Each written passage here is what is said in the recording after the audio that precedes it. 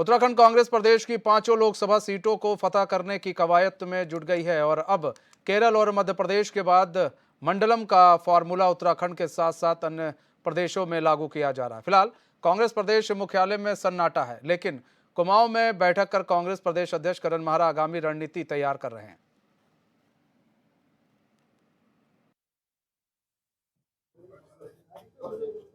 कांग्रेस दफ्तर में फिलहाल सन्नाटा पसरा हुआ है। आप मेरे पीछे देख सकते हैं 2-3 गाड़ियां खड़ी हैं, लेकिन फिलहाल जो है दफ्तर में सन्नाटा है। ये सन्नाटा जो है किसी आने वाले बड़े तूफान की भी चेतावनी दे रहा है, क्योंकि कांग्रेस के भीतर लगातार बैठकों का दौर जारी है। 2 दौर की बैठकें गढ़वाल मंडल की हो चुकी हैं, 2 दौर की बैठकें कुमाऊं मंडल की हो चुकी हैं और तमाम जो कांग्रेस के बड़े नेता हैं वो इस समय कुमाऊं में हैं। प्रदेश अध्यक्ष कांग्रेस के करण माहरा भी इस समय कुमाऊं में हैं। बूथ कमेटी का गठन हो चुका है, ब्लॉक कमेटी का गठन हो चुका है, नगर पंचायत की इकाइयों को समाप्त किया जा चुका है और मंडलम अस्तित्व में आ चुका है और प्रत्येक मंडलम में 10-10 बूथों को सम्मिलित किया गया है। ये कांग्रेस की तैयारी है। कांग्रेस के प्रदेश महामंत्री नवीन जोशी जी हमारे साथ मौजूद हैं। जोशी जी, मंडलम का गठन किया गया है केरल और मध्य प्रदेश के तर्ज पर। अब संपूर्ण राष्ट्र में जहाँ जहाँ कांग्रेस का संगठन है वहाँ वहाँ मंडलम मतलब यानी 10-10 बूथ इकाइयों को सम्मिलित किया गया है। क्या लगता है ये प्रयोग कितना सफल होगा उत्तराखंड में? देखिए, निश्चित तौर पर ये जो मंडलम पूरे देश के अंदर बन रहा है, इसका फ़ायदा कांग्रेस को मिलेगा। एक जो कांग्रेस की सोच है और जो कार्य करने की कार्यशैली है कांग्रेस की, वो हम जनता के बीच में लेके जाएंगे। इससे ये होगा, हम बूथ स्तर के जो हमारे कांग्रेस के जो कार्यकर्ता है उससे संवाद स्थापित करेंगे और जो हमारी योजनाएँ हैं, किस प्रकार से हम आने वाले समय में हमारी अगर सरकार आती है तो उस योजनाओं का किस प्रकार से हम इम्प्लीमेंट करेंगे, ये सारे मंडलम के माध्यम से हम जनता के बीच में लेके जाएंगे। निश्चित तौर पे इसका फायदा पूरे देश के अंदर कांग्रेस को मिलेगा। तो ये थे कांग्रेस के प्रदेश महामंत्री नवीन जोशी जी। जोशी जी, बहुत धन्यवाद। और ये देखिए, ये नया प्रयोग जो है उत्तराखंड में होने वाला है। केरल और मध्य प्रदेश के बाद संपूर्ण राष्ट्र में इसे लागू किया जाएगा। आपको याद होगा कि जयपुर में और छत्तीसगढ़ में की राजधानी रायपुर में महाधिवेशन हुआ था, वहाँ पर इस पर चिंतन मंथन हुआ था। एक सम्मेलन जो है उदयपुर में हुआ था, जिसमें ये निष्कर्ष निकाला गया था, ये कहा गया था कि अब संपूर्ण राष्ट्र में मंडलम अस्तित्व में आएगा, यानी 10-10 बूथ इकाइयों को मंडलम में कन्वर्ट किया गया, यानी 835 बूथ इकाइयाँ कुल मिलाकर हो गई हैं। तो ये नया प्रयोग है और इसी के सहारे कांग्रेस बिल्कुल साइलेंट मुद्रा में काम कर रही है। लगातार वीडियो कॉन्फ्रेंसिंग के माध्यम से हाईकमान तक अपनी बात पहुंचाई जा रही है और संभवतः 1-2 दिन के बाद कांग्रेस प्रदेश अध्यक्ष करण माहरा भी राजधानी देहरादून पहुंच जाएंगे और बताएंगे कि जीत का खाका किस रूप में खींचा गया है। H9 24/7 के लिए अपने कैमरा पर्सन हरीश भट्ट के साथ मैं रोहित विक्रम सिंह, देहरादून। तो मंडलम फार्मूला पर अब उत्तराखंड में कांग्रेस जो है वो काम करेगी, यानी कि 10-10 बूथों पर काम करने की तैयारी है। और ये फार्मूला जो है मध्य प्रदेश हुआ, कर्नाटक में काफ़ी प्रभावी साबित हुआ मंडलम फार्मूला और कर्नाटक में सरकार भी बनी। ऐसे में अब सवाल ये उठ रहा है कि क्या मंडलम फार्मूला उत्तराखंड में कारगर सिद्ध हो पाएगा? क्योंकि देखिए, अभी बार बार क्यों बागेश्वर उपचुनाव की बात आती है, लोग क्यों बार बार बागेश्वर उपचुनाव की बात करते हैं, उसका रीज़न ये है क्योंकि पूरी ताकत अब एक उप लोकसभा चुनाव में पूरी ताकत झोंक दी गई थी कांग्रेस के द्वारा। उपचुनाव हुए, विधानसभा के उपचुनाव थे, वहां पर पूरी ताकत जो है कांग्रेस ने झोंक दी थी। ठीक है, वोट मिले, लेकिन वहां पर भी हार का सामना करना पड़ा। अब ऐसे में सवाल इसलिए उठना लाजमी है कि कांग्रेस के पास कौन से ऐसे चेहरे हैं जो 5 लोकसभा सीटें हैं वहां पर उतारेंगे। क्योंकि कांग्रेस के कहा यह जाता है कि कांग्रेस के अंदर जो है, अंदर खाने, मजबूती की तो बड़ी बात की जाती है, लेकिन जब टिकट बंटवारे की बात आती है तो रार जो है वो भी निकलकर सामने आता है।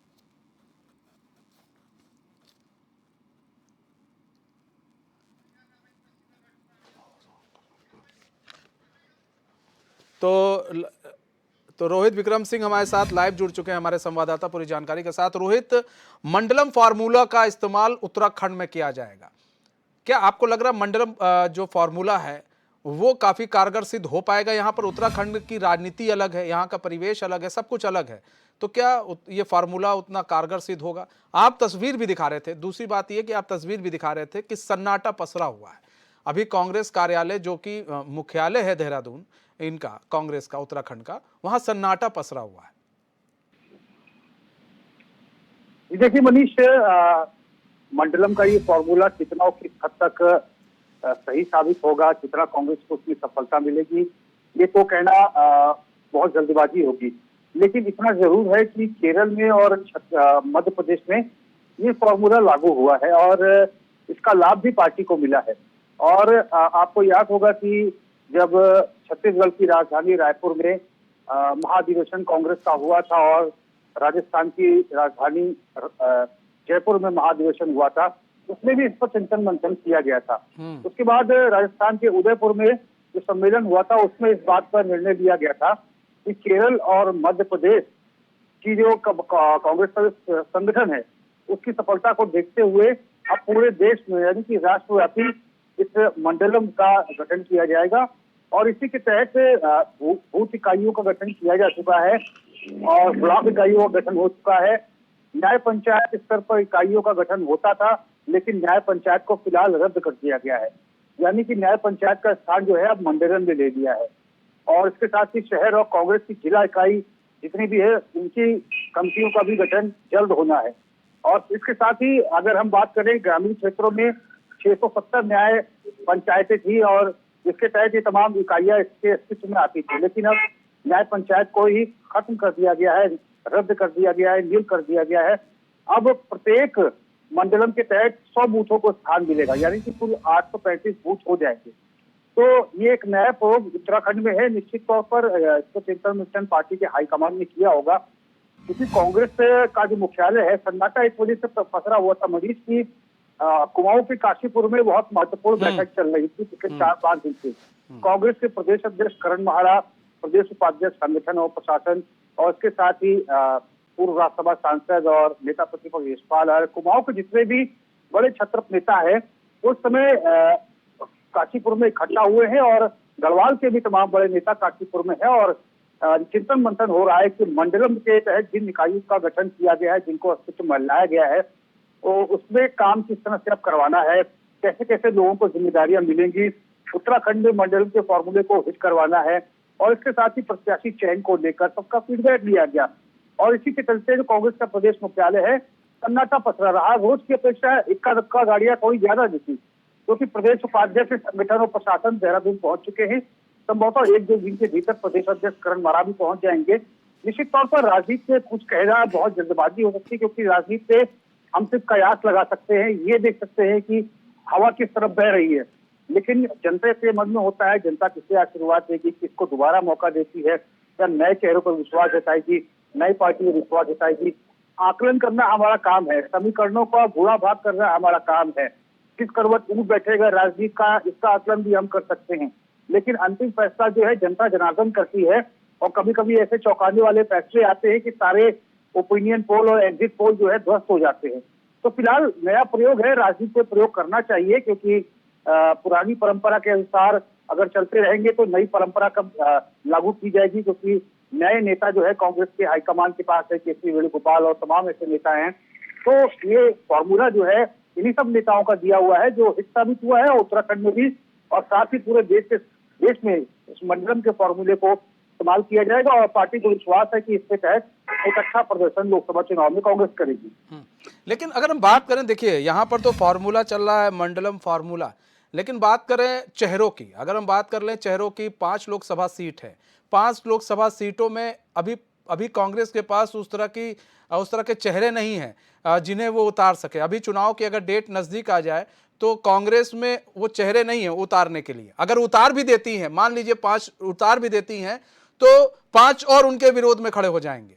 तो ये जो सबसे बड़ी चीज़ है कांग्रेस के अंदर, पहले तो उसको भी सुधारने की बहुत ज़्यादा ज़रूरत है कि अगर हम चुनाव लड़ रहे हैं, क्योंकि आपने भी देखा जिस तरह से 2 विधानसभा चुनाव में, 1 लोकसभा चुनाव में जिस तरह से बीजेपी ने शिकस्त दी है, उस शिकस्त के पीछे और कांग्रेस का जो सबसे बड़ा रहा वो रार, वो अंदर खाने जो रार चलती रही, लोग एक दूसरे से नाराज़ दिखे, तो उन्होंने जो सपोर्ट है वो सपोर्ट नहीं किया।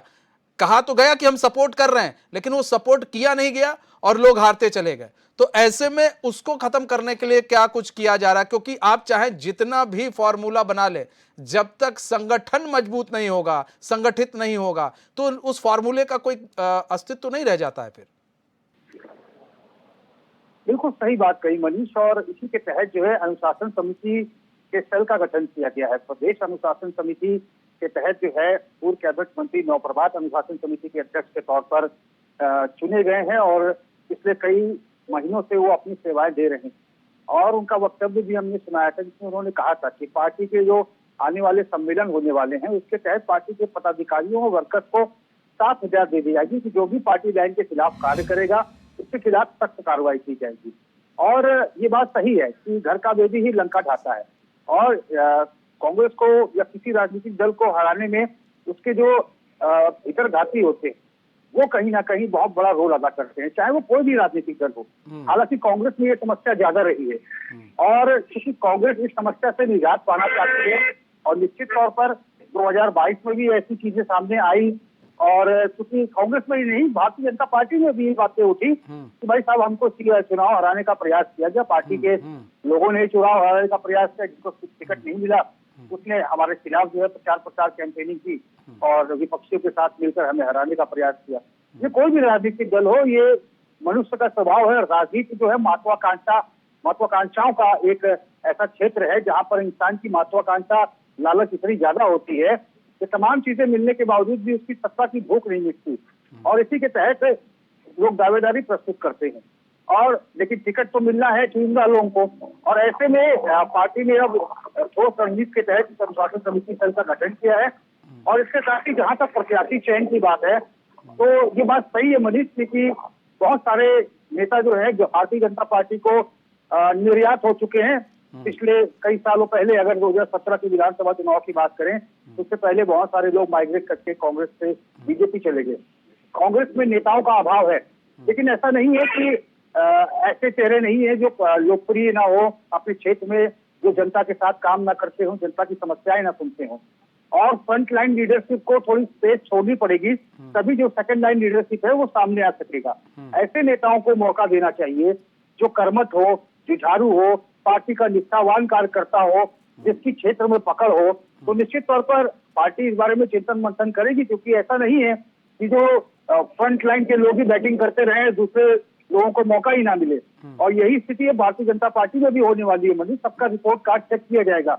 ये नहीं कि आपको टिकट मिल गया तो आप इस बार भी आपको रेवड़ियां मिल जाएंगी और फिर मोदी जी के नाम पे चुनाव जीत जाएंगे, लेकिन ऐसा नहीं होगा। और जो जिसने परफॉर्मेंस की है, जिसका काम अच्छा है, उसी को भारतीय जनता पार्टी के भीतर भी टिकट मिलेगा। कांग्रेस ये प्रयास कर रही है कि ऐसे जिताऊ कैंडिडेट जो लोकप्रिय हो, जनता का समर्थन हो, कार्यकर्ताओं का समर्थन हो, उसको काम करने की इच्छा हो, पार्टी के साथ हमेशा खड़ा रहा हो, पार्टी के साथ कभी गद्दारी नहीं की हो, वफादार रहा हो, ऐसे नेताओं को निश्चित तौर पर कांग्रेस ढूंढने का प्रयास कर रही है। हालांकि नामों के पैनल पर चिंतन मंथन चल रहा है। स्क्रीनिंग कमेटी की बैठक जब होगी और कांग्रेस वर्किंग कमेटी की बैठक होगी तो अंतिम छप्पा वहां लग जाएगा कि कौन सा प्रत्याशी है जो पार्टी लोग। अब तो आने वाला वक्त बताएगा कि मंडलम फार्मूला कितना काम कर पाता है कि नहीं कर पाता है। बहुत बहुत धन्यवाद रोहित हमारे साथ जुड़ने के लिए और तमाम जानकारी साझा करने के लिए।